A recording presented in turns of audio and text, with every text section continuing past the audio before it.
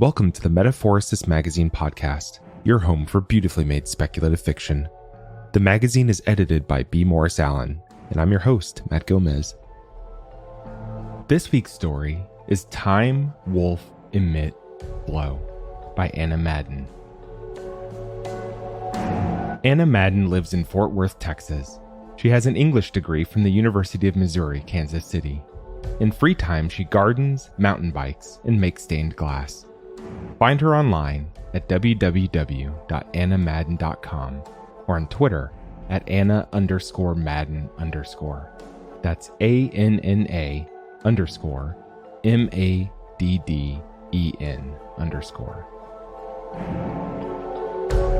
Let's jump in.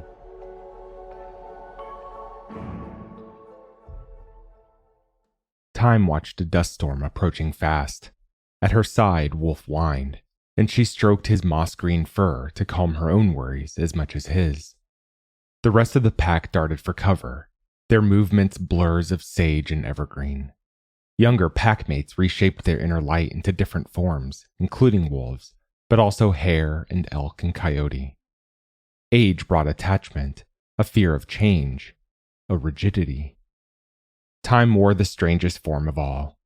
Two-legged, covered by a gown of pale lichen, a leafy mane falling midway down her back. It was a form that had once belonged to the Shapers alone. Wolf complained at her choice, though he curled into Time's side readily enough each eve to warm her almost furless hide. The sky darkened. The pack's territory was no longer blessed by the light of the Shapers, the winds death-still. Dust fell from leaden clouds overhead and collected atop the plains. The hoary flakes smoldered near flats of obsidian rock bed. Fragile switchglass, with its crystal-like leaves, grew between the cracks. As dust accumulated to a thick powder, the land turned the color of aged muzzles, the ground opaque and ugly. "It's useless," Time said to Wolf. "We'll never finish the Windmaker." "Don't say that," Wolf said, his voice husky. "Your design can be replicated. Used to stir the winds and open the light gate. The Shaper's light will return. We'll survive this lean season, same as others." Time stood still. She knew Wolf spoke in dreams rather than full truths. He didn't smell the wounds she carried. Time dwelled on the pack's losses and the transients from green to gray across the land. She prided herself on her mind, her focus. But lately the collecting dust felt suffocating, desolation piling like leaf litter and unanswered questions. The pack's dependence on the Shapers had made them weak. There was too much the pack had never been told or taught. The dust storms were worse and worse. The Shapers had kept the dust from accumulating, but they'd left, abandoning this world to a never-ending season of neglect. Time's back ached, strained from gathering metals and broken glass to be ready before the storm hit. Dust flurried. It stung her eyes and scratched her ever-dry throat.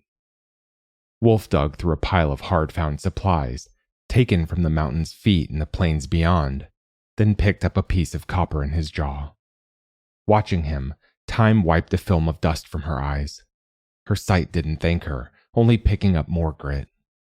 Time thought of better days, of racing after Wolf, of clean air and laughter and unappreciated sunshine. She didn't run anymore. With the horrid dust in her lungs, polluting her light, she'd wilted. Time coughed and surveyed her work area. It was a mess, exposed, set on the eastern side of the dust-covered steps where the light gate stood like a dead thing. It was an entrance to the river of light, its currents unknown. The gate was ancient. It had been built by the Shapers, made of metal and glass, as forbidding as the dusk and ungiving as winter. Around here, there were piles of sorted copper, zinc, and tin. There were sheets of broken glass and a jar of clear flux, mixed by her own hand, used to clean the metal before soldering it. The building materials of the Shapers. Time dared to build as they had, so the pack avoided her, their gazes splintered with distrust. All but Wolf. Something poked her shoulder. She glanced over. Wolf had jabbed her with the copper gripped in his muzzle. His fur was bright green, the ends sparkling like dew on fern leaves. She took the metal from him and debated on its placement, trying one spot, then another. Her dull, tired fingers worked the copper around the edges of a large glass shard. It stood on its side, propped with a bit of spare metalwork next to the windmaker's frame, angled to catch the sun. She had constructed it near the light gate, so the wind it made could unlock the currents the Shapers had left before they closed the way behind them. "No more copper," Time said before Wolf grabbed another piece between his sharp teeth. "We have enough to solder the blades and the tail. After, we'll attach the base." She coughed again. "You'll finish it," Wolf said, his voice forced brightness, his tail wagging. "I know you will." Time looked at the light gate and imagined all the answers it might provide once opened. She tried to be like Wolf. She tried to hope.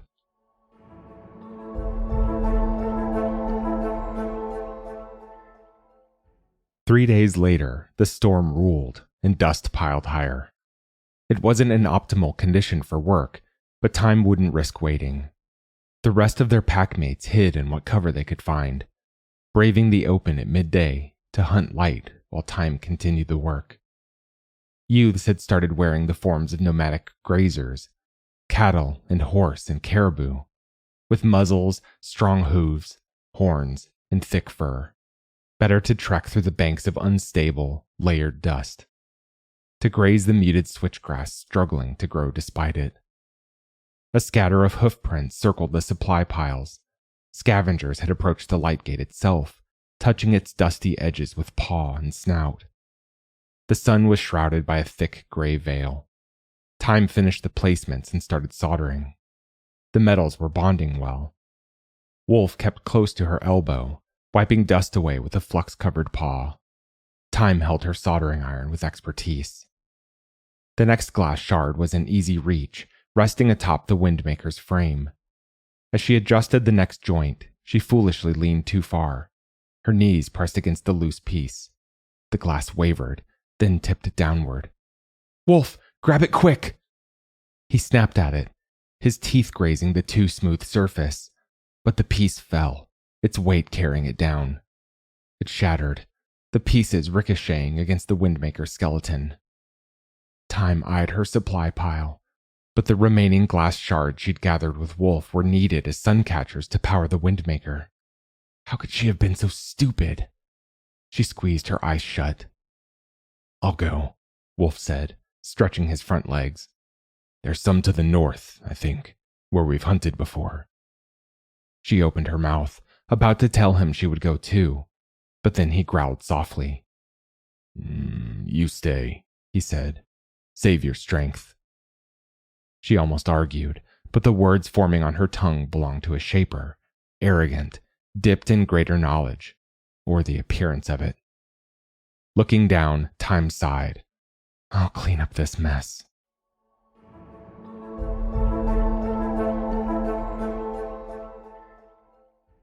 When Wolf returned, he dragged a heavy glass shard as perfect as the first, but it had claimed something in return. He shook his fur, which had lost its shine, and she could make out light seeping cuts upon his paws. He panted, his tongue hanging out of his mouth. She thanked the Shaper's light he wasn't hurt worse, but her eyes watered when she heard him muffle a cough, pressing his muzzle into his fur-clad chest. What would she do without him, if he faded, lacking the strength to continue? Time jerked a hand through her leafy hair and cleared her throat. She rearranged her collection of metals. "Let's get back to work." With the second attempt, she didn't rush. She built extra supports for the windmaker. Then Wolf helped her lift the replacement shard into place. He braced it while she soldered the glass to the frame before attaching the blades and the tail. When Time was certain nothing would fall off or shatter, she squared her shoulders and joined the final seams with solder. They set up their array of suncatchers next. The angles of their light brightened a patch of tall switchglass despite its buried roots, returning treasured hues of olive and sage. Time tried not to cough as she directed Wolf, whose deft paws tilted each glass piece a different angle to best capture the sunlight. When they had finished, Time and Wolf pushed the Windmaker onto 4 silver feet. "Turn it a hair more to the left," Time said, motioning impatiently, eager. She had started to let herself hope this might work. "Be careful, it's not quite level, and if it falls—" She swallowed. "We'll adjust the sun catchers as needed afterward." Wolf groaned, his back taut, his strong jaw clamped over metal and glass in an awkward bite. He tugged hard, his claws cutting lines into the dust beneath him. The Windmaker's base creaked as it pivoted. Wolf tended the sun catchers again, nudging them with his nose, while Time wheezed into the inside of her elbow. She steadied herself against the Windmaker. Its metal had a mirror-like quality, capturing her dull likeness. In memory, her complexion was bright, as vivid as new spring stems. Time shook her hair back. It rustled dryly to her ankles. "I look awful." Wolf nuzzled her knees. Once, he'd have agreed with her and tried to persuade her to try another form. "The Windmaker will work," he said instead. Time eyed Wolf, long-limbed, his ears cupped in her direction, and fur still dappled by light despite his developing cough. Sometimes she wondered at his forbearance, at his willingness to aid her. Wolf had stopped hunting with the pack because of her. He said it was his choice, the same as hers to wear the form of a shaper. Even now, he offered her a toothy smile. She doubted him. What did he see in her? A faded thing.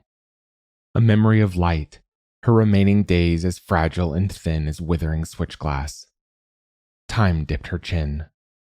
"Look," Wolf said, his ears swiveling toward the Windmaker's blades.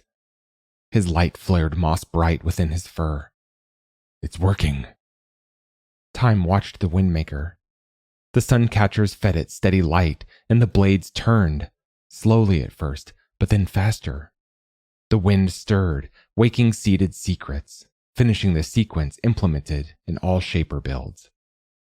The light gate glowed, faint at first, widening, flickering.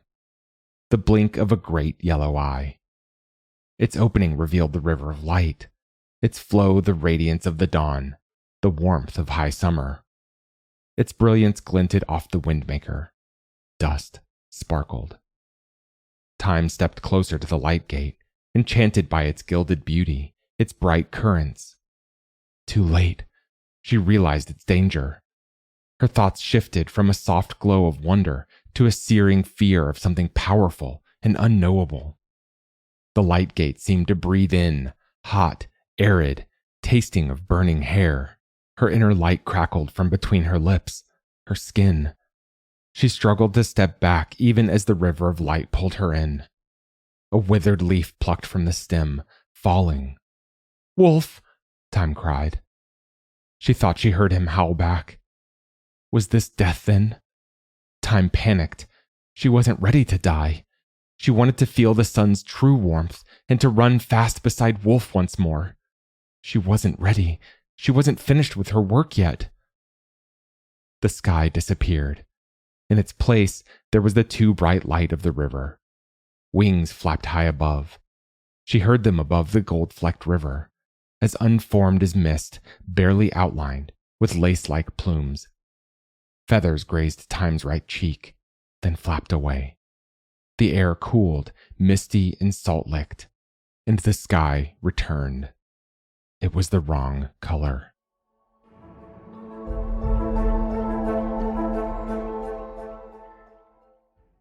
"Emit? Is that you? Emit?" Time stirred. A light hovered near her. Blurry-eyed, she couldn't make out the familiar shape of Wolf. Time blinked, then blinked again. There were no greens to comfort her, nor grays to worry over.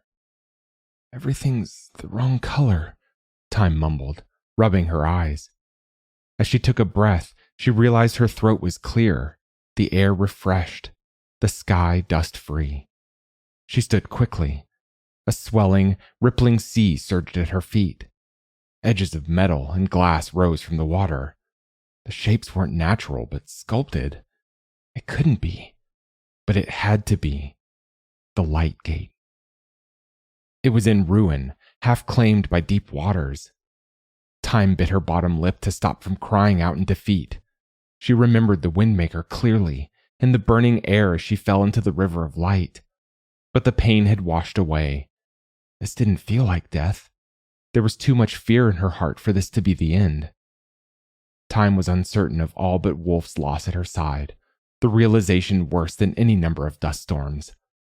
The Windmaker had been intended to coax the winds back, to open the light gate and return the light of the Shapers to the Pack's territory, and maybe, hope against hope, to clear the dust storms for good.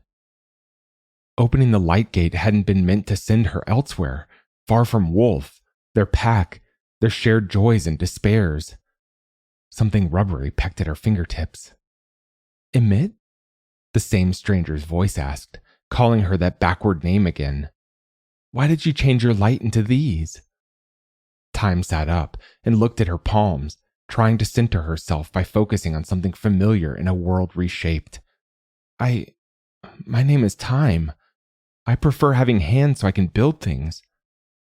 As she spoke, Time looked up and met two jewel-like eyes, their brilliant and unexpected shade reminding her she wasn't alone. This wasn't a Shaper, but not a packmate either. "Who are you?" she asked.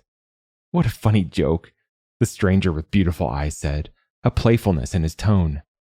"I am Flo, of course." His chosen form was a dolphin, a streamlined body with a round head and a tall dorsal fin.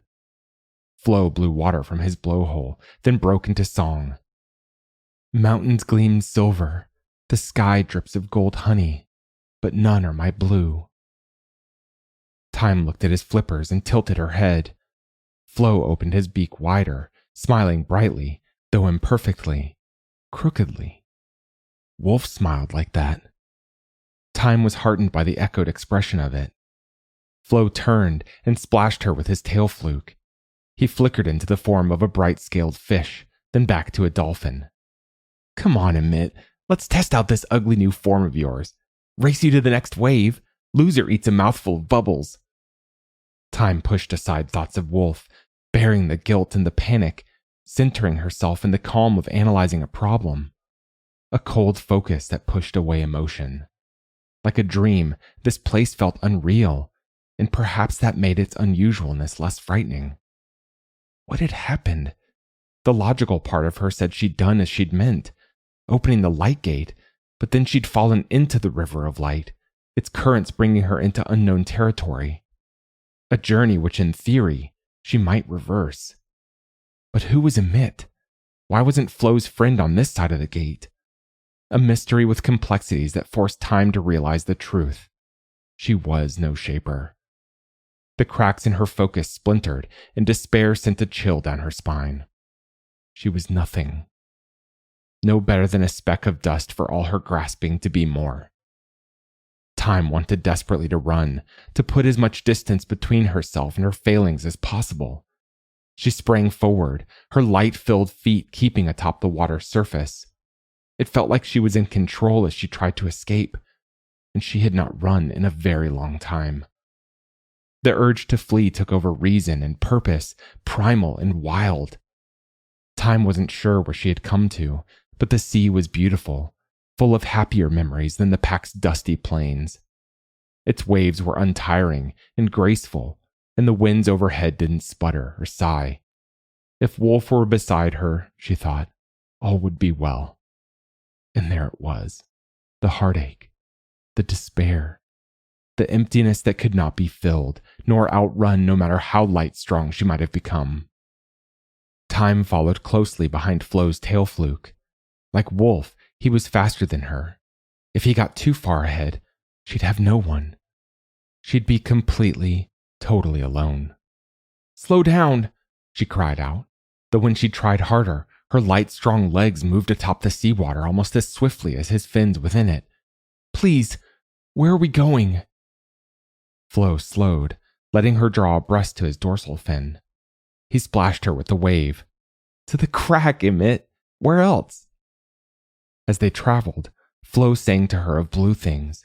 There were sapphires, asters, indigo dye, and blueberries. There were morpho butterflies, jays, and bluebells. Time could not keep track of them all, nor did she want to, for it was only a reminder of how little she understood. So many, Time said in bitterness, her breaths deep, her calves burning. I've never heard of some. Flo laughed, the sound of bubbling spring, his smile open and sweet. I love to play games with you.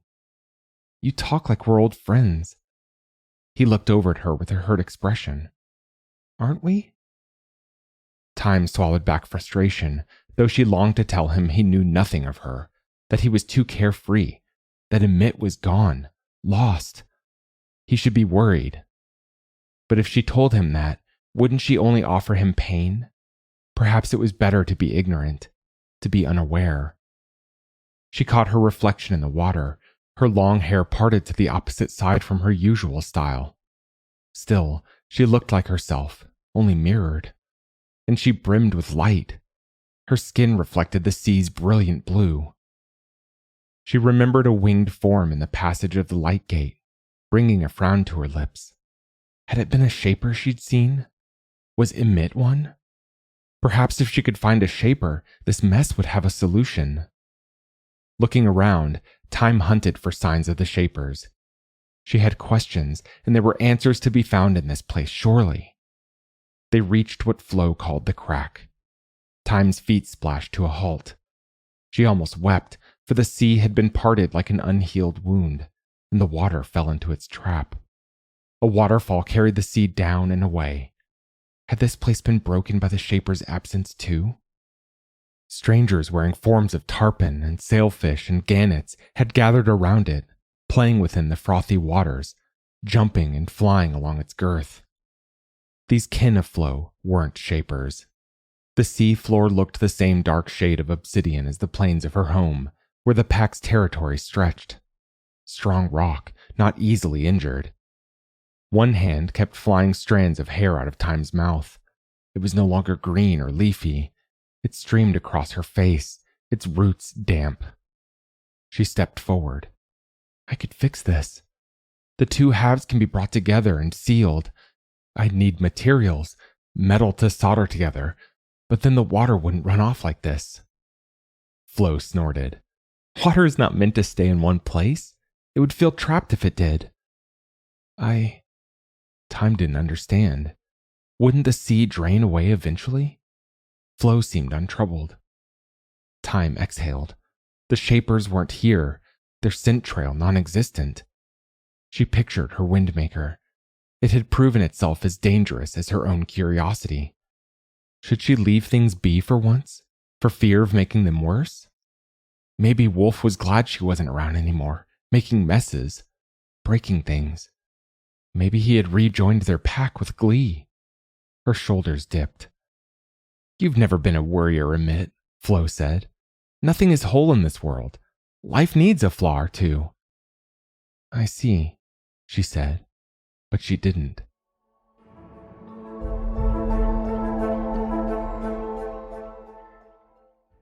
They slept apart. Time curled up on the shore, while Flo floated in gentle waves. The quiet and the doubts that grew stronger in the dark made her heartsick for Wolf unbearable. She tossed and turned, fighting off nightmares. When Time woke, there was a horrible storm raging overhead. Dust flakes sunk into the sea's waters, polluting it. No, Time cried, trying to scoop bits out with her hands. Not here too. A gentle fin touched her left ankle. What's wrong, Emit? Time pointed to the troubled sky. A storm's here. The dust is already falling. Flo whistled, then exhaled through his blowhole. The dust will wash away, as it always does. He swam, circling her. The crack will filter it, for the sea carries such impurities there. But the dust... Time considered trying to explain it all, to convince him she wasn't Emit, to tell Flo of the river of light, her anger at the shapers, her fear of never seeing Wolf again, her hope that she could build as well as the shapers, of Wolf and his moss-green fur and the switchglass of the plains. Maybe the answer was admitting she didn't know what it all meant, that this world was flawed and always would bear the scars of what had come before.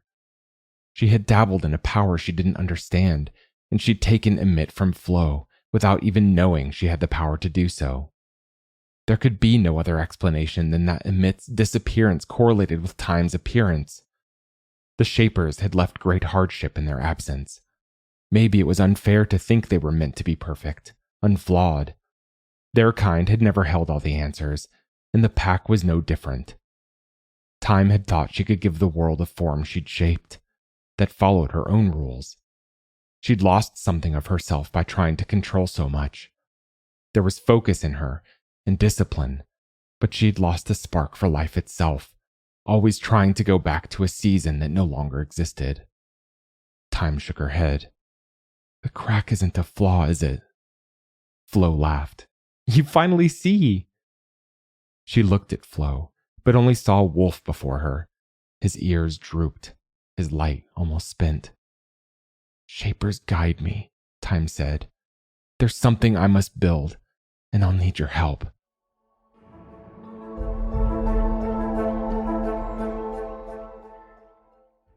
They traveled fast, catching the sun at the crack. Time tried to explain as best she could about the planes, Wolf, that she knew the chosen form of Emit was a winged one. Flo played along, thinking it all a great game. Time searched for materials, sometimes catching sight of Flo leaping clear from the water, then flying as a seagull. She noted how the dirty water collected and spilled over the waterfall. Time dove below the sea's surface and found two treasures.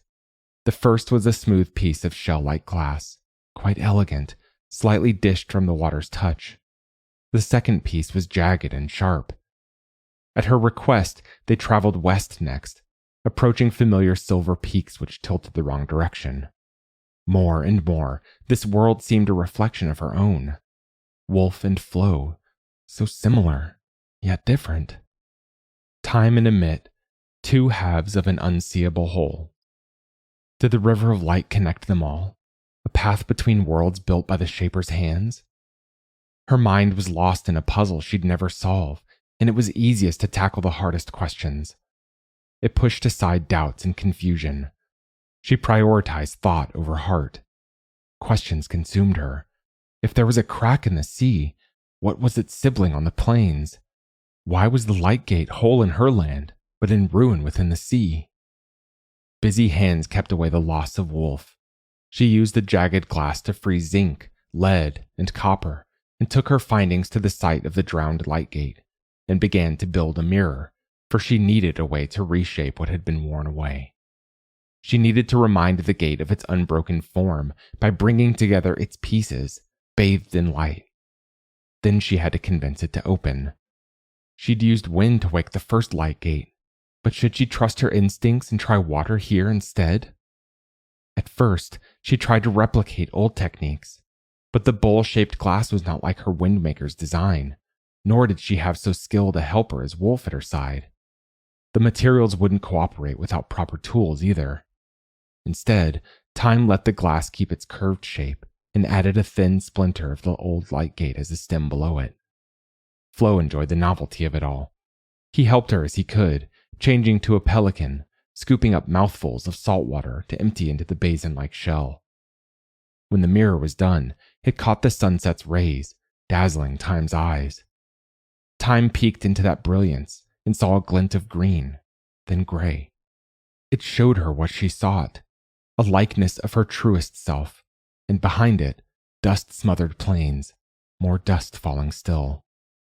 She felt the mirror's edges in her hand's grip and looked deeply, hungrily. The plains of home spread out before her in the water's reflection. She could see them, hear them. Wind whistled through the switchglass, making it chime. There were scents of fur and dusty sunlight. The windmaker still spun, and the sun catchers remained in place, their bright rays spotlighting the metal framework. The light gate was open, a stream like a vein of gold flowing out, finding a path through rocks, the plains, renewing the land with the Shaper's light. The ground was covered in broken shards, and the wolf was curled up among them, his tail wrapped over his light bleeding paws. His muzzle had burn marks. He looked dim, but he wasn't alone. Another form circled in the air, the outline of wings forming a bruised shadow below. Time had never seen a form that didn't shine. All but invisible, Emit's light held the barest suggestion of form. She twirled, then swooped. Her wings created wind of their own. Though she didn't glow, nor flare, she was faster, fiercer than anyone Time had ever met. But light was nothing without control. Emit flew erratically. She circled over and over in the air. Wolf observed from the ground and whined softly. In defeat, Emit landed near him. The weak outline of her head tilted to the side as though she listened closely, his breathing guiding her. Her eyes were opaque and clouded, as though they'd been burned away from within. She folded her beautiful, hazy wings against her sides. "Are you toying with me?" she asked, angry. "Saying the gate is one direction when it's really another?" Wolf growled. "Keep back." "You're all bite, no bark," Emit said, her voice yet a raging storm. "I told you where to fly," Wolf said. "I didn't lie. It's you who can't find the way." "All I see are shadows and the faintest of shades," Emit said. "This strange place, I can't navigate it. And you're no better, bleeding light as you are, with that tail held between your legs." "I'm waiting for time," Wolf said, a cough following his words, before his lips peeled back again to show his teeth. Glints of long plumes shone as Emit shifted closer. "I didn't choose to come here. These gates were meant to die. Rusted traps left by the Shapers to catch us in their ugly teeth." Wolf's growl turned into a snarl. "The Shapers did not set traps." "They were hunters, same as you," Emit said. "Time doesn't think so," Wolf said, lowering his hackles, smiling crookedly. "You'll see. She'll find them before she returns." "You remind me of someone under your fangs," Emit said, doubt edging her voice. "He's probably having too much fun to even notice I'm gone." Wolf wagged his tail weakly. "Trust me, no one could ever forget you."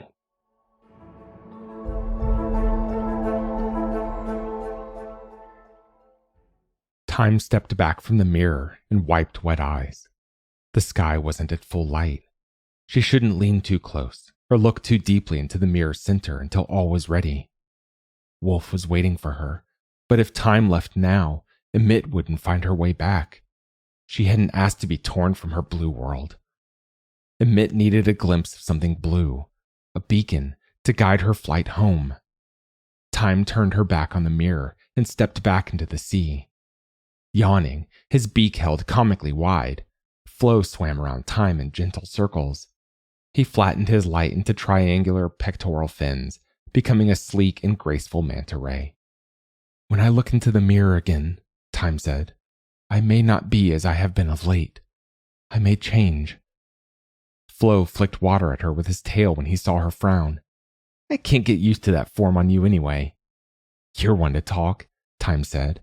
"I've never known another to change form so often as you." He laughed. "Everyone seems so set on picking a specific one. I can't understand it." Time dipped below the surface and found a round blue rock, the same shade as Flo's jeweled eyes.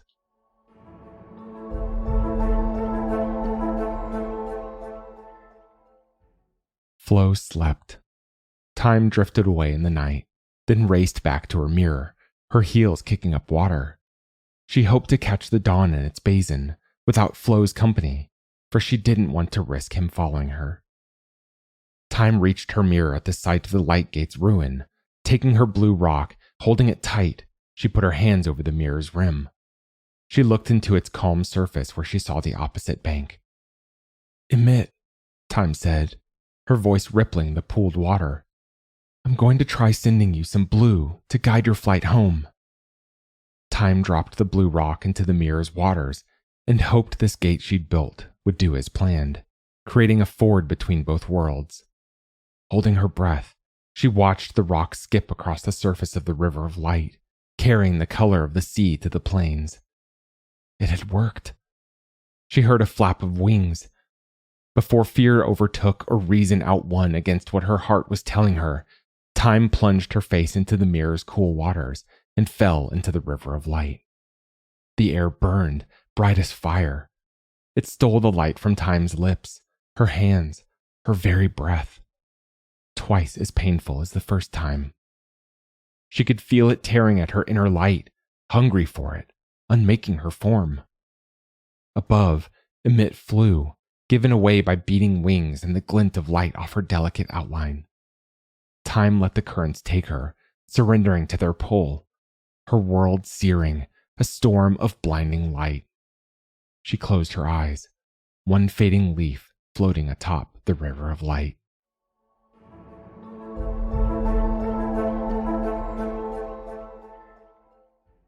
Switchglass chimed softly. There were scents of musk, of mud, of heated rock. Time opened her eyes to familiar green eyes and a burned muzzle. A wolfish grin, just a tad crooked. His breath was uneven, labored. "I thought I'd lost you, Time." "There's still a bit of me left," Time said, her voice weak, raspy. Her hands were cold and numb. Escaped light dissipated into tiny white flames dying around her. She was a stem with no leaves left to pull free. She looked at Wolf at her side, and yet so far away, drifting further with each shattered breath she gulped down. Long ago, she tried other forms, but never that of a wolf. And why not? She'd worn so many others, when she hadn't let the fear of change ripen within. What she had done once, she could do again. Slowly, she reached for her inner light, unraveling her already damaged form, matching her breaths to Wolf's.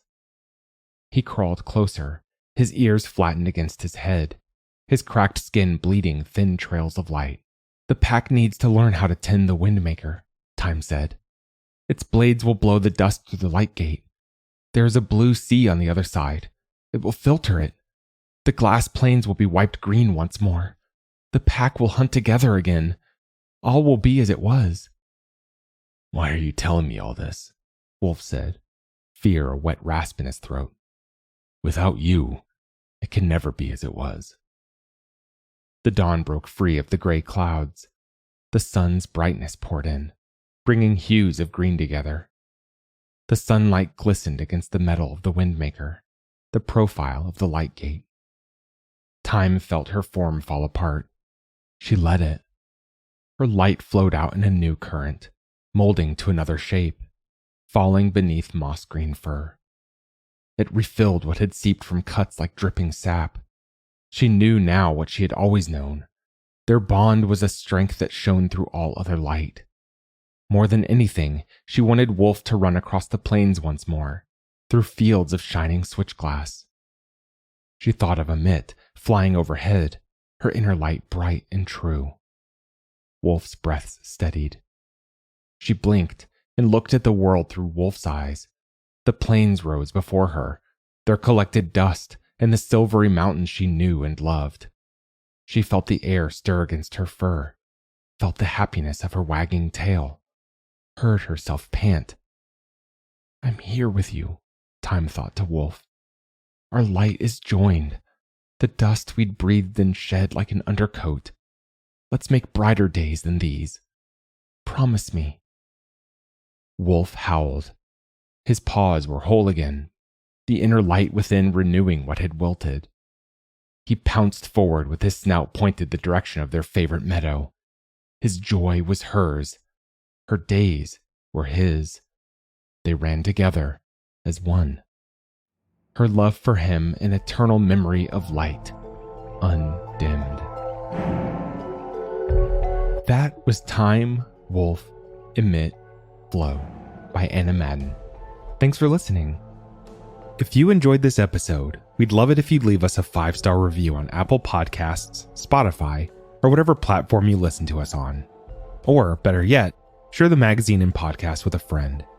If you'd like to listen to more speculative fiction, visit us online at magazine.metaphorosis.com or on Twitter at MetaphorisisMag.